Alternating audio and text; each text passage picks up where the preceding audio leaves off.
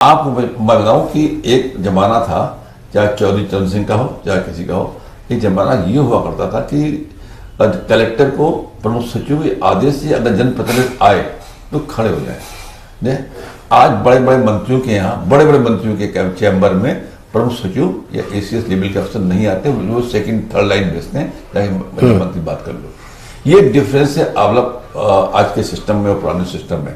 तो अब विधायकों की क्या स्थिति होगी जब मंत्री नहीं सुन रहे? यही कारण था कि अभी 2-4 साल पहले 200 से ज्यादा विधायक, 250 विधायक 42 घंटे तनी अधिकारी के खिलाफ धरना दिए थे।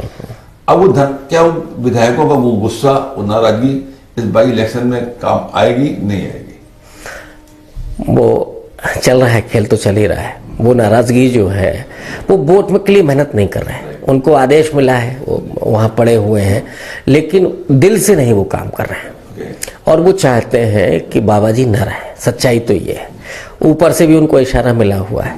पिछले आप 3 महीने का अगर थोड़ा सा देखें काउंटडाउन जो यूपी में हुआ है, जुडिशरी के फैसले आप देखिए, टोटल बाबा के खिलाफ गए हैं। चाहे वो मदरसा वाला मामला हो या बुलडोजर वाला मामला हो, ये फैसले अचानक नहीं हुए। बट फैसले पॉलिटिकल नहीं सकते, फैसले तो कानून के हिसाब से होते। देखिए, आज की तारीख में कानून खुद कह रहा है कि मैं समाधान के लिए भगवान के सामने खड़ा था। तो अब तो ये बातें करना बेमानी हो गई है कि साहब, जैसे कल उद्धव ठाकरे ने कमेंट किया ना सीजीआई, पूर्व सीजीआई पर, कि अगर वो कानून के लेक्चरर होते तो वो बहुत अच्छे व्याख्याता होते, बजाय इसके कि वो जज बने। तो अब जज का ये हाल है, तो मैं कैसे मान लूं कि कैसे हो रहा। और टाइमिंग आप देख लीजिए, कई सारे ऐसे मुद्दे हैं जो 8-10 साल से पड़े हुए हैं, कोई सुनवाई नहीं हो रही है।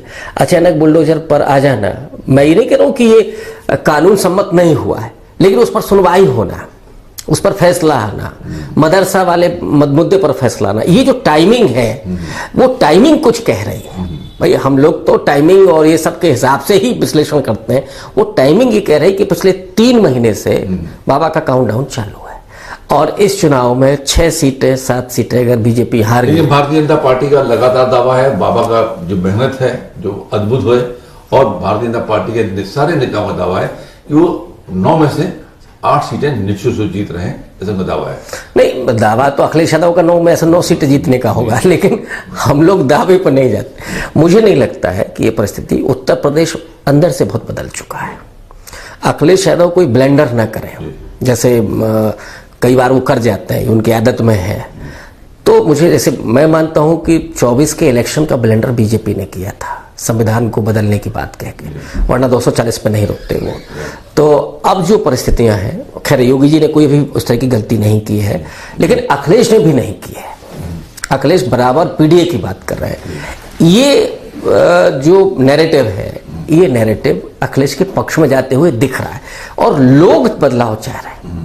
अखिलेश के करने से बहुत कुछ नहीं हो रहा। मैं नहीं मान रहा हूं कि अखिलेश की मेहनत की वजह से। अब देखिए, ये बहुत बताएगा, उनके पास समय भी हो रहा है ना, लेकिन आपने बहुत अच्छी जानकारी दी कि किस तरीके से पीडीए फाइट कर रही है और कहां भारतीय जनता पार्टी की गलती हो रही है। अगर भारतीय जनता पार्टी वहां सुधार कर ले तो वो सफलता हासिल करती है, और वहीं पे अगर अखिलेश मेहनत कर ले तो सफलता। परस्पर लड़ाई है, बराबर की है, टक्कर की है, कौन जीतेगा ये तो 20 तारीख बताएगी। बिल्कुल बिल्कुल। Thank you.